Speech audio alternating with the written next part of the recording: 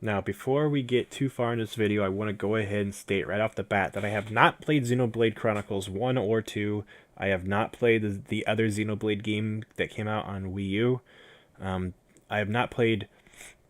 There's a lot. I really have nothing Xenoblade related. I really have never played a Xenoblade game. I kind of wanted to get into the first Xenoblade Chronicles, but I was just kind of like turned away. And now that I look at Xenoblade Chronicles 2 with Rex and Pyra, which is the characters that I definitely want to be DLC, every time I look at that game, it looks really interesting. And I have a few friends who do own it and say it's very good. A lot of people say it's a good game to get into RPGs, but it has great RPG elements in general. I don't really play too many RPGs that are in the style of combat that like World of Warcraft has. I don't even know what to call it. It's kind of like turn-based combat, but it's like in real time. It's like real time uh, combat. I don't know what to say. Like you click the buttons. Knights of the Republic uses this combat system. Most MMORPGs and MOBA games use this RPG system. Final Fantasy 13, not no, sorry, Final Fantasy 12 used this system. Final Fantasy 12 played like this, and the only game I've really ever played like this was the original Knights of the Old Republic game. Really do like KOTOR. It's a great game, fantastic game. But KOTOR did a lot of things differently. Like it let you really move the camera, control multiple characters. You could really position things and look at the whole battle going on. I would really love it if this game is on that level of control. I don't think it is. KOTOR is a little bit more complicated, but there's a lot about Xenoblade Chronicles 2 that looks interesting to me. And every time I think I'm in the mood to play an RPG like that, a different RPG kind of calls to my attention. Like right now, I just bought Pokemon Let's Go Pikachu, and I really adore that game. It's very good. I already beat it though, and that's one of the issues with that game, is that it's just Pokemon. And if you've already beat one, you already know what you're getting yourself into. And I already beat this one. It didn't take me too long, so now I'm just collecting Pokemon, having a good time. But I will say, the reason why I want these characters is because I already see so much fan art of them. It really reminds me of like when Fire Emblem Awakening came out, and I started seeing so much fan art of all the Awakening characters, and realized like this game was kind of something special. And after I beat it, I was really happy that like I could see so much fan art of the game and see all these characters drawn so many different times. It really started making me appreciate Fire Emblem as a whole, and now I'm way more into that series thanks to just one great solid game. While I'm not really that into Xenoblade, I definitely want to get more Xenoblade representation in Smash. I don't think you have to be a fan of the particular game. I don't think you have to beat in that particular game to be a fan of it. I'm already a big fan of seeing the different fan art. I'm definitely a big fan of. While I don't really like Rex's design, I think Pyra is a little too, little too sexual. I will say that like a lot of characters are very cool looking. Even though I have some complaints with literally like the two main characters. I think the game has a really good art style, and characters like Mythra are just fucking fabulous. That character looks awesome. The fact they fight with big weapons, with like laser beams coming out of them and shit, that looks cool. That's right up my alley. So while I'm not a fan of Rex's pants, or the fact that he's like a little boy with like short brown hair, which is kind of generic and boring, and his blue clothes are ridiculous. I do like Pyra for the most part. I do like a lot of the characters for the most part. And from the thing about Shulk is that Shulk is like I don't like Shulk's design at all. I think Xenoblade's got some weird art choices sometimes. And the thing about Shulk is that he has no fighting stance. He just stands and runs. Like he doesn't like hold his weapon when he runs or anything. Like his fighting stance is just like standing completely still with his arms to his side. He's like, yeah, it's my fighting stance. The whole thing with Shulk is that he can see the future, so that's kind of cool. And he's got a big laser sword. And for the most part, I feel like they made him play not too different from Marth. His only gimmick is really the fact that he can change his abilities to give him an advantage for a short period of time. And apparently, that's even being more retweaked and reworked in Smash Bros. Ultimate. So he's a great character, but what I really would like is like I don't think I'll ever play Shulk. Shulk just doesn't resonate with me. He's a character. I know a lot of people like Shulk a lot. For me, I just feel like he's like this weird, slower version of Marth with a little more range. Um, and I don't think I'll ever be able to get his Moado arts down completely. That is a very unique ability. I kind of wish they never put that in Smash though, because the whole move is just giving you a stat boost. It doesn't make any sense to me for a game like Smash, but it does make him a very unique fighter. So I'll give him that. And the people who do play as him do well, and I think he's considered to be pretty high tier in both Smash 4 and Ultimate. And I think he might be a little bit easier to play in Ultimate. I think his boosts are supposed to be bigger, but they last a short amount of time. And yeah, obviously there's a wheel, so you can pick which one you want a lot faster. Now, one on one, you're gonna need to know which way to point your stick, which direction, before so you can set that move up. But when you play with 3 people or 4 people, there's gonna be easy times and easy ways for you to just you know take your time and look at what you want at this time to boost. So, but you should have an idea in your head before you start using it, which is why Shulk is a kind of complicated player, and he'll always be kind of a complicated player. But at least his Moado arts might work a little bit faster and a little bit better this time. So a nice buff. It's like a mental buff. It's not like a gameplay buff. It's like a mental buff. But apparently his arts moves are stronger, but they last shorter amount of time. I think that's kind of a buff anyway, because you're not going to need those arts to last the whole time. They really won't. But let's talk about a potential new character from Xenoblade. When I look at Pokemon and when I look at Fire Emblem, those are the two RPG games. Those RPG games are Nintendo owned, and RPG games are fun because almost every time there's a new protagonist, and with like new side characters and new world. Even Pokemon does this, where they have, you play as a new character with new Pokemon. You can get some of the old Pokemon, but they kind of, you get a new starter, for example. The starter is kind of like your main protagonist of the Pokemon games, because most people are going to use their starter throughout their whole journey. Most people aren't going to trade in their starter, because the starters are actually normally really fucking good, and the only way to get a starter is to start the game with it. So, picking out a character like, whatever starter you pick is what you're probably going to use for the rest of the game. There's obviously some cases where there's better types of Pokemon, but like usually the 3 starters are all around very strong. So, so for every new Pokemon game, they put in a new character. Sometimes it's not a starter. Sometimes it's a character like Lucario, who they were pushing to be a more popular character. For this time around, they were doing Greninja, or Smash 4 they did Greninja, and this time around they're doing Incineroar. And it's like maybe they might be doing like a starter protagonist thing, but we don't know exactly, because maybe they'll do a different Pokemon the next one. I was kind of hoping they weren't going to do a starter, but if they weren't going to do Incineroar or a starter like that, then I don't know who they would have done from Sun and Moon. So, but honestly, I feel like they might do a new Pokemon later down the road. But to be completely fair, I don't even think that might not even be a reality. But I am still pushing for possibly one of the 5 characters being a Pokemon from the new generation of games, the next Pokemon game from next year. Could happen, might not happen. We'll have to see. I'm not like, my hopes aren't too high, and I kind of think it'd be ridiculous. But Corrin kind of falls in the same way. Fire Emblem's the same way, where every new Fire Emblem game is like a new character. So what I'm trying to say here is that with Xenoblade, they didn't get a new character this time around, but as Sakurai said and other people said, the characters were picked before the DLC could really start development. So these characters are kind of tricky. Does this mean these characters are completely cut and not going to be possible for in the game at all? I don't see why they couldn't decide to do these characters later. Nintendo couldn't say, hey, do these Xenoblade 2 characters. They could have decided this later than when all the games were finalized.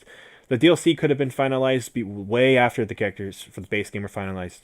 So I think that the Xenoblade 2 characters are not completely confirmed. It's not a 100% guarantee, but I do think they make way more sense to be DLC. And, we'll have to see if they do, how long will the next Smash game be. I feel like if they make another Smash game, there'll probably be another Xenoblade game before that, And so because of that, I feel like now's a really good time to put Xenoblade characters in as DLC, because then you can bring them back in the next sequel and be like, we have Shulk and we have Rex. That way, you have all these Xenoblade characters, and that's the fun thing about Smash games is that once a character's in Smash, they're part of history forever. You know, they don't, even if they get cut, it doesn't matter. They're still part of the Smash Bros. Legacy forever. They always have a chance of coming back. Even if they get cut, they always have a chance of coming back. And Ultimate, Smash 4 already proved it when they brought back Dr. Mario, who was cut in Brawl. But, and, you know, then eventually Mewtwo and then Roy. And then even Lucas, who was cut in Smash 4, came back. So characters who get cut always have a chance of coming back. So Ultimate has every character, that's for sure. But if we're talking about the case of the next game, I would hate to see characters as iconic and beloved as Rex and Pyra be, you know, never included, for example. That would be a bad case scenario. And the fact of the matter is that Rex is going to be a DLC costume for Mies. And I don't think that deconfirms Rex and Pyra. I definitely don't think so. Not even a little bit. But it is suspicious. And it's one of those things is why there's a lot of reasons why I'm a little iffy on this. But if they did do Rex and Pyra, everyone has already said what they think it'll be, and for me personally, I feel like this makes the most sense for Smash in general. That if they did Rex and Pyra, he would have similar normals to Shulk, whatever, his A attacks, normals, probably similar to Shulk. But he would obviously have a different height, different speed, different weight, different strength, because he's not a lot different size than Shulk. But he would also give the benefit of having Pyra with him at all times. Now that Pokemon Trainer is back, and there's a Pokemon Trainer in the background at all times, we could have Pyra in the background at all times. Or Pyra could play a more active role, sort of like the Ice Climbers. That's not the way I really think. I think it'll actually will be something along the lines of Pyra in the background. In the Xenoblade game, Xenoblade Chronicles 2, the way it works, and I've explained this in multiple videos by now, but the way it works is that you have like 3 characters, and they all 3 have like these characters called blades, and there's 3, like, they're basically support characters. And correct me if I'm wrong, I believe they can attack too, but their job is mostly powering up Rex and the other like main fighters. So the idea here is that you don't have to put Pyra on Rex in the game. And later on, you unlock Mythra. And Mythra and Pyra share the same body, from what I understand. And because of that, a lot of people really want Mythra and Pyra to be interchangeable, sort of like how Zelda and Sheik were interchangeable. But with a more, because they'd be more passive characters, this gameplay design element would work a lot better. They would be like the Pokemon Trainer in the background of every battle. Basically, you would just have Rex or Pyra swap in and out, and the fun part about that is that they wouldn't change Rex's moveset completely, but maybe they would give him a different set of attributes and stats. Maybe one different move or something like that. Maybe there could be something, or maybe some of his normals change. It could be like a really interesting idea of a character where Shulk has the Moado arts. Maybe he just gets different boosts and he gets like buffs and nerfs depending on if you're using Pyra or Mythra as his support character, his blade character. That is such an interesting concept to me. And I really don't, to me, that seems so perfect for this Smash Ultimate game. And also makes sense for DLC. DLC characters, whenever they get introduced, they normally feel like they're insane and game-changing. And that's mainly because characters like Little Mac, Robin, Rosalina, Villager, these were all game-changing characters. All of them. And we just kind of didn't see it that way because the game added all of them at the same time. But Robin had moves that were very strong, and then if you used them too much, he would have to swap out for other moves. Or he would drop his Super 11 sword and use a regular broadsword. Little Mac was the first character who had like a KO bar thing. When Little Mac got the bar, when Cloud was introduced, he got a limit break bar. Now, if you're going to do Cloud justice, giving him a limit break bar that's definitely justice for Cloud. But the thing is about Cloud's special moves is that they're all limits. So when his limit bar is full, it just makes his normal limit moves even stronger.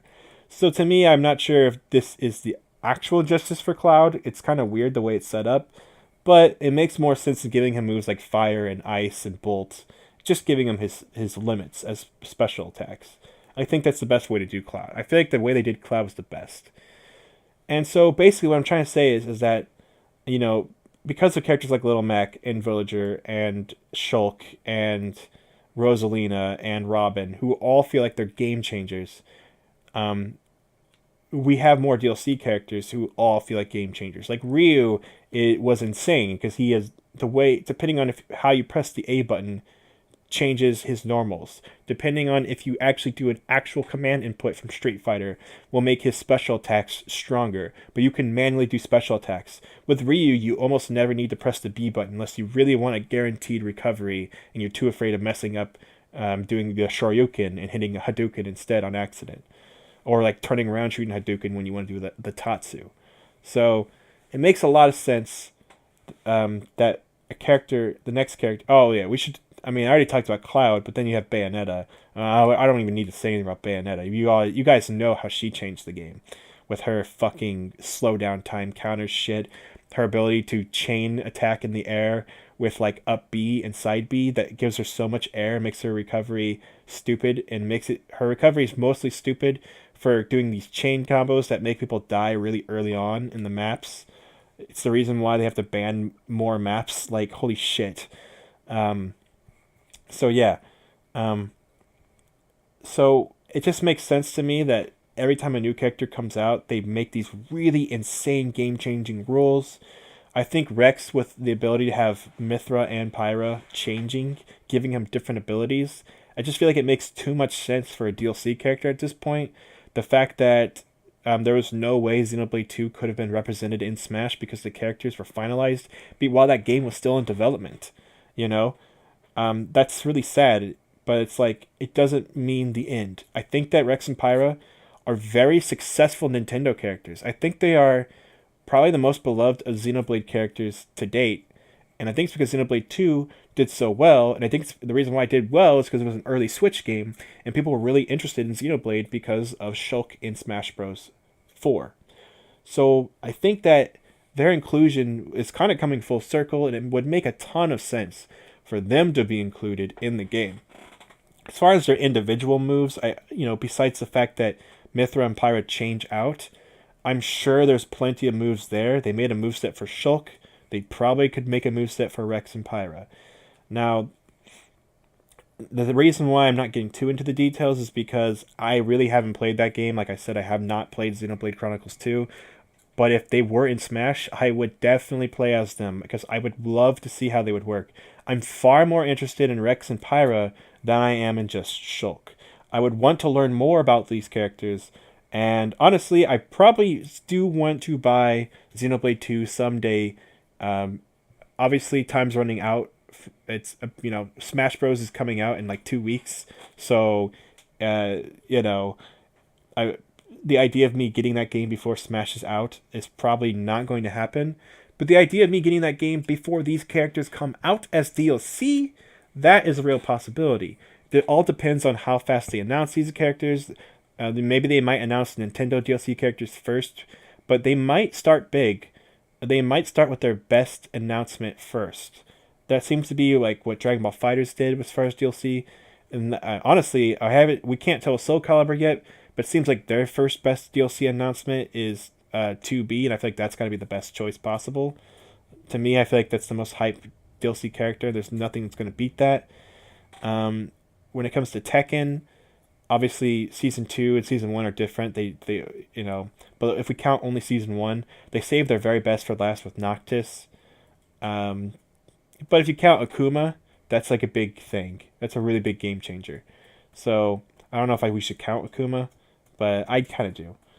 Either way, I'm really thinking that if they're not announced first, they might be announced second.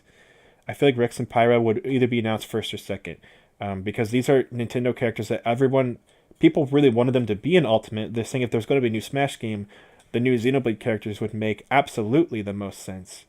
And it's just sad to know that they were deconfirmed right off the bat because we already knew the characters were finalized far before the game was released and while the game was still in development. So it's sad that they got that treatment because they would have been great characters for Smash, and I still think they are great characters for Smash. And I think that it would make sense for Nintendo to want to push Xenoblade. They already are pushing Xenoblade. If Nintendo's picking up the DLC, I think Xenoblade got a huge boost in chances, but honestly, I think Sakurai already made a statement saying he likes Xenoblade 2. I think Rex and Pyra are happening. We already know there's a Rex Mii Fighter costume. We already know that Pyra is a spirit. But that's just Pyra. I think that at least Rex or Rex with Pyra and Mythra could still happen. I think if they did do it, the obvious, most logical sense, the thing that would make the most sense would be to use Rex with Pyra, and Pyra can switch out into Mythra. I just think that makes absolutely the most sense to do. So, especially if these characters weren't assist trophies. Springman is an assist trophy. Now, I do think that we could still get an ARMS character as DLC, but Springman is an assist trophy, so it won't be Springman. We'll just have to see what we get. I do think Springman is a little bit too primitive to be a character anyway, but if Springman can be a character, or he can be an assist trophy, then I don't know why Rex wouldn't be an assist trophy, or another Xenoblade Chronicles 2 character wouldn't be an assist trophy. It just makes me think that Rex and Pyra do have a strong chance, and I would really adore that. I would really, really enjoy if Rex and Pyra were in the game. I think that would be a perfect fucking fit. I love those two characters. I love their designs. I know I've been dogging on them and making fun of them, but to me, those characters are very Nintendo. To me, they represent Xenoblade. When I think of Xenoblade, I think of Rex and Pyra. I think of that combo. So, yeah, I really, really would adore that. I really would enjoy if they were DLC characters. And this is coming from someone who has not played the games. So, let's just hope. Let's see. And for Xenoblade 2 fans, I'm rooting for you guys, man. I really hope you guys get your characters. And I think that everyone, even people who don't play those games, would look at them and say, yeah, I'll give them a chance. Because there's something about them, even though they're weird anime weeaboo shit characters, I feel like a lot of people don't hate them. They don't hate the designs. I think a lot of characters would be interested in seeing what they're all about. For me personally, I would definitely love to see that. So we'll have to see what we get. And I feel like if they did do Sakurai actually has played Xenoblade 2, and so he would have a better idea of the moveset than me. And I feel like people who haven't played the game might be blown away by what he chooses, and people who have played the game will be saying, this is what we've been saying the whole time. So I think they're just a perfect fit for DLC, especially because not every DLC should be third party. Some of these DLC characters need to be Nintendo characters, okay? They can't all be third party. Smash Bros. 4, there was 3 third party DLC characters, and one of them was a newcomer from a company that already was in the game, like Mega Man and Capcom were already in the game. And then Bayonetta was technically in the game thanks to Sega, and also because Nintendo kind of co-owns her as well. Sega and Nintendo both own her. But it also was like Platinum Games getting representation, which makes sense because Wonderful 101 got a trophy, and Wonderful 101 and Platinum Games also made Star Fox Zero, and it's like it makes sense that Platinum Games would get some love from Nintendo. And then it's Cloud and Square Enix was like a third-party company that was not in the game in any capacity up until that point. So it was very cool to see Cloud. But again, Nintendo and Square Enix always do partnerships. So, and Sakurai is not really owned by Nintendo. He's not really owned by HAL Laboratories either. He used to work for HAL, which used to be their own third party, but they mostly worked for Nintendo. Then Nintendo bought HAL. And then Iwata went from HAL to working at Nintendo, to becoming the president of Nintendo. And then Sakurai left and made his own company, Sora. Sora and Sakurai's a freelance person. And basically Iwata was going to make the next Smash game, and he announced that they were going to make Brawl, and then said, hey Sakurai, do you want to make the next Smash game since these are your games? And he was like, yeah, I do. So, while Sakurai might have a very good relationship with Nintendo, he really is his own man. He's just kind of famous for the Super Smash Bros. Franchise and the early Kirby games and stuff like that. And now he's famous for the Kid Icarus games, which seems like he has a fondness for. Um, so, that being said, he doesn't have to do, anything. He doesn't have to choose anything over anything. And Nintendo's picking the characters, and Nintendo gets to pick who they like. That's why a lot of people are thinking maybe a Ubisoft character, because Nintendo and Ubisoft get along so well. Ubisoft made Starlink, and put Star Fox characters in it. Ubisoft made Mario and Rabbids Kingdom Battle, and so when you see Rayman as a sticker, or he's a spirit, which is essentially a sticker. Except for spirits are cooler than stickers. I'll give you guys that. But Rayman's a spirit, and it's like and they're spirits for some of the Rabbids that are Mario based, and it's like, is that all Ubisoft wants? And I feel like it might be. Not sure. Nintendo and Ubisoft have a really good connection, but it maybe Nintendo will look at Rayman because they have a good relationship with Ubisoft. Maybe Nintendo will pick another character they have a good relationship with someone. And that's why I think Minecraft does have a chance, thanks to Nintendo and Microsoft working together, and the fact that Minecraft is already on the Switch. I think Minecraft and Nintendo have a better chance than Banjo being on, because Banjo, Microsoft hasn't really put out a Banjo game in a while, and they haven't really said if they're going to do something that won't be exclusive to, it's like Minecraft was a thing before the game was a thing before Microsoft owned it. I think that might be partly why Microsoft is okay with it being on every console, but Microsoft owned it by the time it was on a Nintendo console, because the Wii U did not have it, and then Microsoft owned it, and I was like, oh, I guess Nintendo's not going to get it, but Nintendo's got it now, so we'll see what happens. But I do think that Nintendo, it can't just do all third-party characters. I think there's a strong chance we'll get 3 out of those 5 DLC characters will be third-party. I think 3 out of those 5, which means, unless you count Piranha Plant, if you count Piranha Plant, that's half the characters will be third-party and half will be Nintendo. But I really do think that some of these characters have to be Nintendo characters. And if we're talking, if I'm theorizing there's only going to be 2 first-party Nintendo characters, Rex and Pyra have got to be in there, man. Rex and Pyra just got to be in there. To me, when I look at all the Nintendo characters and the ones who aren't in the game yet, and I'm talking assist trophies count, who aren't, because we haven't seen an assist trophy and a DLC character at the same time yet. Who makes the most sense? Rex and Pyra make the most sense. I really, really think that. So, unless we do like another Mario character or another Zelda character, but we look at the assist trophies. You look at the assist trophies and you look at everything, it's like, oh, that's why Piranha Plant's in the game.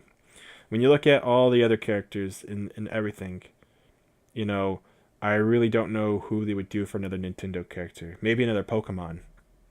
But, we just got Incineroar. So I don't know. I just think Rex and Pyra make the most sense. Xenoblade does need some more representation, as it's starting to become a bigger franchise, and part of that new franchise love and the new fans have come thanks to Xenoblade 2. So I do think Xenoblade 2 does deserve this. I think it has earned the right to get another Xenoblade character in the game, and Rex and Pyra just make the most sense. So I'm gonna end the video here. I've said everything I need to say on this, and I don't want it to be too much longer anyway. I didn't even want this to be 30 minutes long in the first place. And also, I wanted to get this video out before too much time has passed, because I feel like every time I start talking about DLC characters, I start talking about Rex and Pyra, and I say the same thing every time of what I want them to be, and I think we all have the same idea in our heads. But I just wanted to, with this series, I also kind of want to lay out why logically the character should happen, and why there's evidence on its side.